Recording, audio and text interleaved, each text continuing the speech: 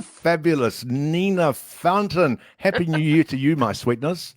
It's so lovely to be on this call with you. We've had some great conversations. I'm looking forward to this one.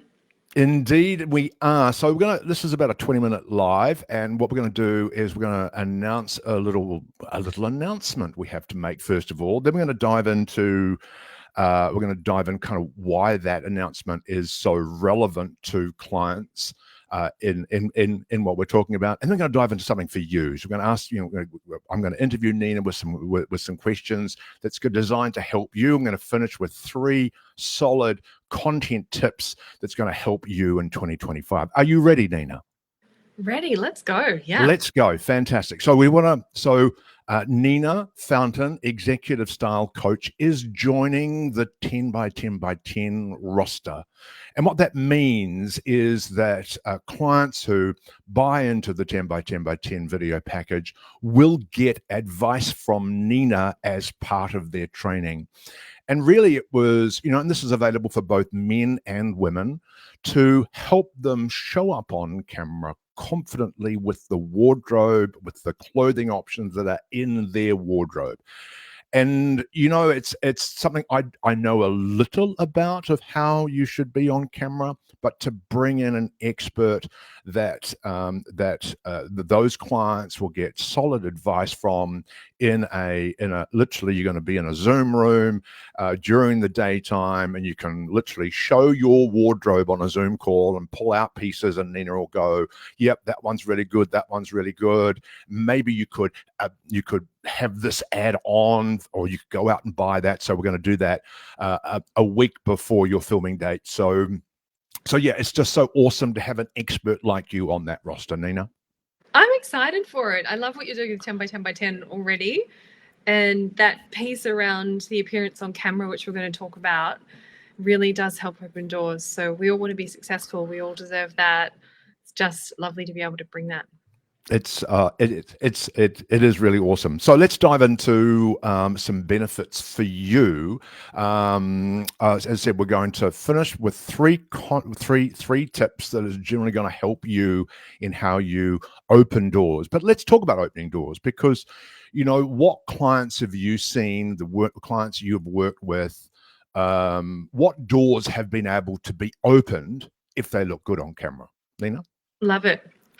And for me, it's been clients opening doors and then keeping them open. So being successful in those opportunities. And it's everything from getting into the C-suite and being successful in those one-on-one conversations through to effective working with their clients over social media, being seen in the light that people want them to be, that they're willing to pay them money for. It's being seen at the next level. And often people will do something like photography and camera work like this to open their world, really to reach more people and to be seen as someone who has credibility and who's ready to take that role. So I've seen people use style for all of those things, and everything from being a C-suite executive to getting the next client. I kind of wish I had some yellow earrings like you. They're fantastic. It's just, I'm literally talking about, obviously men are a little bit easier. I kind of know that, just keep it kind of plain colors, keep it simple. But those earrings just pop. They are. Wow. I just wanted to have some fun today. I was like, let's have fun. So what about, let's talk about first impression. So what role do you think appearance plays in creating that first impression? And this is the key thing. We actually know, research has shown us really clearly that first impressions are formed by appearance to the extent of 55% of that first impression. So let's say a good half, more than half of the way we understand someone is related to how they appear, their clothing, their grooming, and their facial expression is part of that as well. It's all of the visual game is the key game in that first impression. It's absolutely key. Yeah, and I think about the first time we met, I was, that non-verbal communication that people have already made an assessment of you, Yes. right? And would you say it's 55%? Yes. Yes. 55%. That's quite a percentage. So what if people say that style isn't really important. What do you say to those people? Yeah, that's when I say there's two reasons it's important, two main reasons. I'm writing a book on this, so I actually think there's there's a lot to say. But we often think about style from the point of view of the first impression it creates and how other people see us. At the same time, it's also speaking back to us. And so there's an inner and an outer dance, if you like, in terms of our confidence, our alignment, our readiness to turn up and take this moment.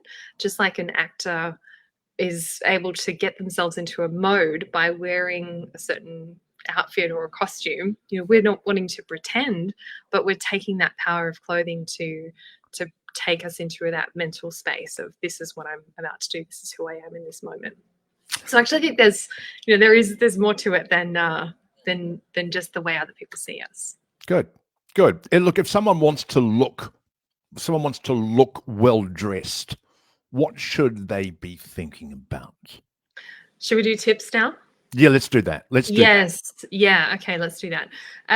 So they should be there. There are a few problems. I think the first thing people are wanting to understand is, what should I choose from my wardrobe or from the shops? How do I choose? How do I know what to choose? And sometimes there's 10 good things. Sometimes there's 80 or 100 good pieces. Which one is right? The first problem I've seen is that people they're not necessarily looking the part. So yesterday I watched a video from a woman who offered during that video to help me make $1 million. But she was sitting in her kitchen, so her filming was not aligned with her message. She was wearing a sweater and she was wearing a t-shirt. And now she may be able to help me with making $1 million, but there was this confusion in my mind because it wasn't congruent. She didn't at all look like the kind of professional, accomplished, credible, trustworthy professional who I would imagine would help me to make $1 million through speaking, which was her methodology. She didn't look like a speaker at all. Didn't look like a speaking coach. So it's firstly that piece around removing that confusion, because there's a marketing truism that confusion kills sales. A confused mind doesn't act. So there needs to be this basic congruence, and that's that first question to ask is, which of these clothes will help me to look the part? If you're a coach, a financial advisor, a lawyer, an artist, a musician, a creative, whatever the role is, which pieces do you have that will help you to look the part? And that's that first piece of being aware and showing that you're aware, showing that you get what this role is. And do you think that people need to do some research of, i.e., do you ask your clients, do you ask prospects, you kind of say, well, okay, I'm a speaker coach, story coach, presentation coach. Do I ask people, what would you expect me to wear for me to show up professionally? And you could have this conversation with people you already know rather than like a poll on LinkedIn, but is that kind of thing you kind of need to research? Yeah, and people might do it in different ways, perhaps depending on how introverted, extroverted, open or reserved they are. But somehow getting that read on what are people expecting when they turn up to the office of a real estate agent, for example. So who am I in that space? What are they looking for? What's the code? What is, the part that people are playing? What are they wearing when they play that part? So yeah, I definitely think it's worth doing the research. And that's probably at the beginning of a career or the beginning of a business. Perhaps if someone's transitioning out of corporate and they're now new into business, that might be a question. So how casual are people? What generally is the tone? But you do want to answer that question.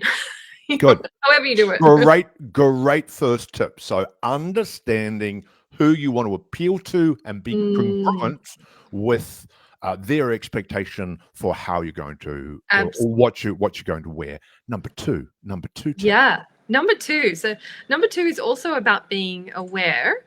And this is where the second problem is that people can look the part. So technically they can kind of tick that box. And they're sending the right associations, but they're not actually in clothes that flatter them. And that actually communicates all kinds of things, like how much you value the opportunity in front of you, through to how self-aware you are. Like if you imagine the person who turns up wearing clothes that are oversized and not well fitted, that, you know, but kind of sloppy collar around the neck, or they're, you know, they're bad alignment with their colors even, then that can seem like this person doesn't really know how they're turning up. They're not really aware of themselves enough to be able to handle themselves well in that kind of a situation that we're trusting them to do, whether that's a job or work, or being a paid member of staff, whatever it is. So, you know, a paid outsourced resource. Oh. And so these days, looking good, especially if you're on video or doing the 10 by 10 by 10 with John, it's all about the frame here. So where, you know, if on stage, it's very much about the whole body shape, but here it's about, you know, this. And that does mean that you can probably get away with wearing different things to what you might have worn if you had to be on stage. And you've got to think a bit more about face shape than you would about body shape. And so you can help your clients through that journey of understanding what is their colors, what is the optimum kind of items they should go for, whether that be it on stage, whether it's in the boardroom, or whether it's on camera. You can advise them on that. Absolutely. Yeah. So for our work together, there'll be 1 or 2 outfits that people are pulling from that session. And then for people who are wanting to be on stage, or they want to be in a role, or they're getting their outfits sorted for the bigger stage of life, you know, then there'll be more decisions to make. And so do you think, Nina, I could get away with some yellow earrings like you've got? I would love to see you in yellow. The headphones make it a little bit difficult, but that would make it ping. It's like, you know, it's funny because I like talking about backgrounds, right? What is behind you? What does your background say about you, right? Yeah.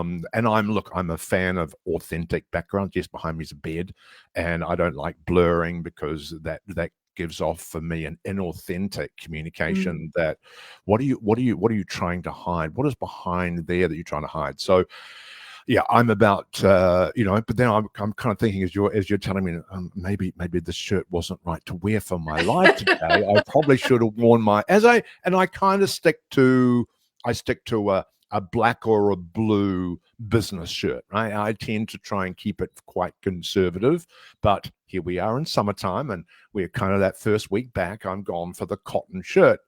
Probably might not have been the best fit, given I have a greenish background, right? Hey, look, it's all about the context, isn't it? And this is when you're doing videos that you want to last the test of time, looking the part and also looking fabulous. So that's that second question to ask, is not just which ones look the part, but which ones do I really look good in, look fantastic in this frame. My wardrobe is right behind me, but we will do that in your first session for the 10 by 10 style guide, as we're calling it. Tip number 3 for those people who want to show up and look good in 2025. So you mentioned that word authentic, and what I've seen is that people can look the part, they might look fabulous, but they look like someone else.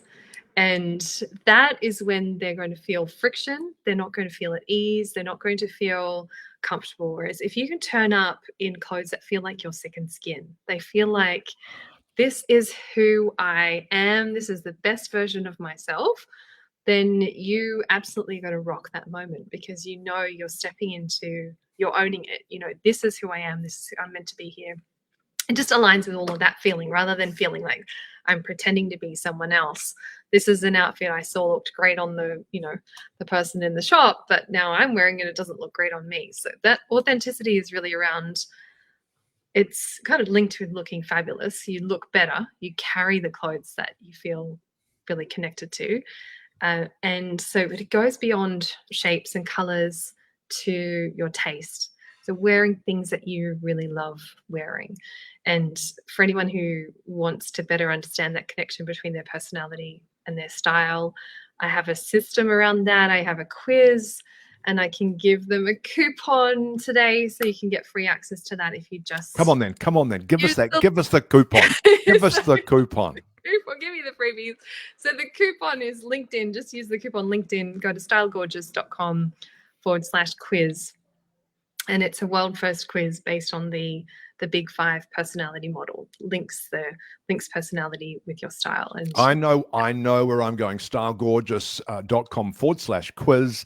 And do your quiz. Use the code LinkedIn. I noticed it was almost a lovely Australian LinkedIn there. Did you like that? LinkedIn sounds. I know you got it for the Kiwi. It's a LinkedIn. For LinkedIn. the LinkedIn. I can't. Sorry, Australia. Kiwis, for doing the terrible accent.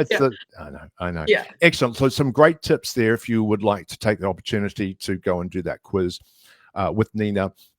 stylegorgeous.com/quiz and discover some of those valuable tips that can apply to whether you're a C-suite, whether you're a middle manager, whether you're an entrepreneur, and of course the announcement that we have today that Nina Fountain joining the roster with our helping our clients who book into 10 by 10 to give them expert advice on what is in their wardrobe and what they could add to have them look authentic, fabulous, and to open some doors when they put their videos out on LinkedIn or website or wherever they go. We covered we covered a lot. And if you want more information, given we're going live on Nina's LinkedIn account, johnmaybury.com/10 is where you can find some more information about the 10 videos for $1,000. Nice. Is that TEN or 10? It is a 10. I know. I get a lot of people saying, "Is that a numeral 10 or is it's a number 10?" It's a number 10. It's a number 10. Hey, we did very well. We're under our 20-minute time slot. Is there anything else you want to add today? I know, so what I noticed is that style is more powerful than most people realize. And it's only when they're on the other side of it that they say, I wish I'd done this earlier. I didn't realize the difference it made. The other thing I hear is when people have been successful and they are dialed into style, they often say, people don't realize how important this is. They're kind of confiding to me.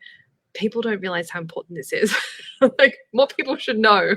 So yeah, if you've been wondering whether it is important, the people who use it as a tool know that it is, and it's really worth tapping into. Well, look, I think you've said that numerical number of 55%. We know that something like, is it 72 to 75% of communication is nonverbal. So there's a stat range that I've seen. So it is very important as to how you show up and how that reflects your ideal client to attract those people and be congruent with, I love that first one, being congruent with that expectation of how your audience needs to see you show up. That's right. And that's purely by what you're wearing. Yeah, that's right. Exactly. It's all the nonverbal things, like, language, culture, manners. These are all nonverbal things that we don't tend to talk about until it goes wrong. Yes, and it's ma'am. one of those nonverbal things that's actually really important for playing the part and for being trusted. And it's funny, I've always, had that throwaway humorous line of I've got a face for radio, and then I open my mouth and people go, "Oh my God, you've got this lovely voice." And admittedly, it's been procured over the years, right? I've worked on this instrument, and I probably need to put a bit more time into how I show up here, and maybe some yellow earrings. Maybe some yellow earrings. Maybe not. Maybe not. To obviously lift that game, so it's again congruent with the voice and congruent with what clients expect. Really valuable tips today. If you want some more, follow Nina and connect with her. stylegorgeous.com/quiz if you'd like to jump in. Hey, it's been a blast. Thank you so much for the conversation. Such a pleasure. Thanks, John. And Windy Wellington is living up to its name today, is it? It isn't too bad today. Hey. It's lovely. So it does have gorgeous days. There can be gorgeous days in Wellington. I do remember the one day I was in Wellington. It was a little while ago, and I was in a camper van, and it was no wind to speak of, and I drove this 4-meter camper van up Mount Victoria, and it was spectacular. Spectacular. Right? Just spectacular. Yeah, it can be magic. But work with you anywhere in the world. You don't need to be in Wellington. That's right. Yeah. Great for US, Canada, Australia time zones. Cool. All right. Well, good to talk, and we'll talk to you soon. Thanks, John. Talk soon.